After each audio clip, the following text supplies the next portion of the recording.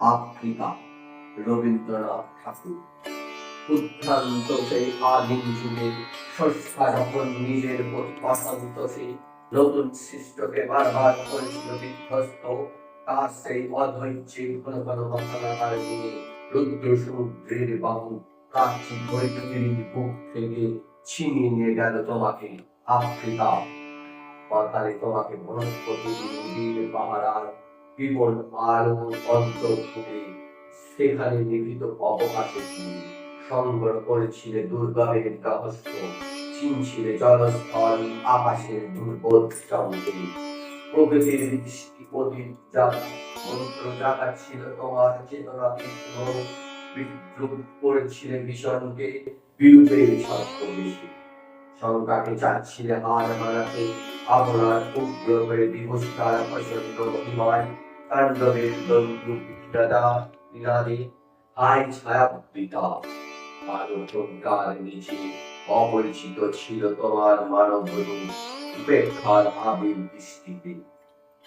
এলো ওরা লোহার হাত করে নিয়ে লোক যাদের তীক্ষ্ণ তোমার নেকড়ে নিচে এলো মানুষ ভাড়ার দল গর্বে যারা অন্ধ তোমার সূর্য হারা অরণ্যে এনেছে সভ্য বর্বর্ণ লগ্ন করল আহত হৃদয় তোমার ভাষাহীন সরকারি বাসপাত অরণ্যের পথে পঙ্কিল হলো ধরি তোমার রক্তে অশ্রুতে বেশি দস্যু পায়ের কাটা মারা তোর তলায় বিভৎস কারার তীব্র চিরচিহ্ন দিয়ে গেল তোমার অপমানিত ইতিহাসে।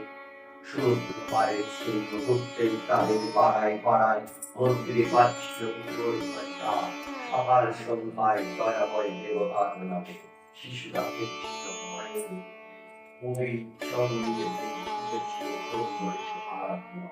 আজ যখন পশ্চিম দিগন্তে প্রভাতকালে ঝঞ্ঝা বাতাসে রুদ্ধশ্বাসে যখন মুক্ত ভগবান থেকে পুতুরা বেরিয়ে এলো অশুভ শক্তি ঘোষণা করল দিনের অন্তিম কাল এসব যুগান্তরের আসন্ন সন্তান পাহে দাঁড়াও ওই গণি মারা অনম ওনার তালে বলো ক্ষমা করো গোলাপের মধ্যে সেই বর্তমান সভ্যতার শেষ